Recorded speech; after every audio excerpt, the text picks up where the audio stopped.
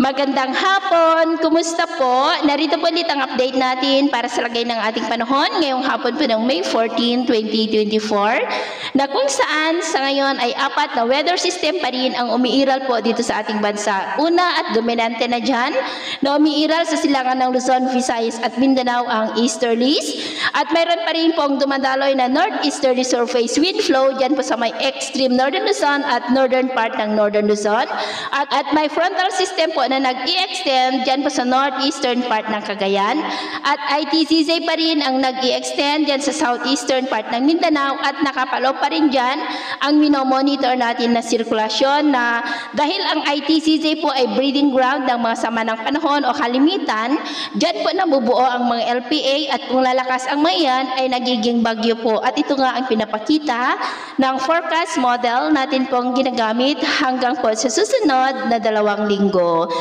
At sa lagay ng ating panahon ngayong hapon dito sa malaking bahagi ng Luzon ay maulap ang kalangitan na may mga pulupulong pag-ulan, pagpulog at pagkidlat sa ilang bahagi ng Ilocos Region, Cordillera, Cagayan Valley, Central Luzon at may mga isolated rains rin sa ilang bahagi ng Mindoro, Southern Palawan,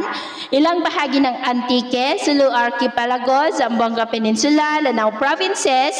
at ilang bahagi po ng Maguindanao. At mamayang gabi po ay posibleng may kalakasan ng mga pag-ulan dyan sa may Cordillera, Cagayan Valley, ilang bahagi ng Ilocos Region, Central Luzon, Metro Manila, Calabarzon, Marinduque,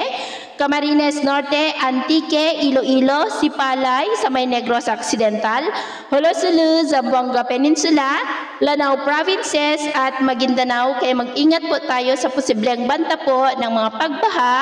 at pagguho ng lupa. At sa atin naman pong mga baybayin, dahil po sa northeasterly surface wind flow ay maalon po sa mga baybayin ng Batanes at Babuyan Islands ng mga alon ay aabot po sa 1.5 to 2 meters height. Kaya iwasan po muna natin ang papalaot dyan,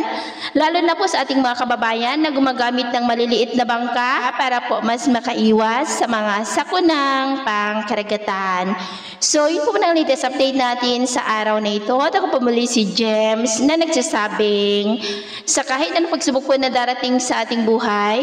huwag na huwag po tayong mawawalan ng pag-asa. Thank you and God bless!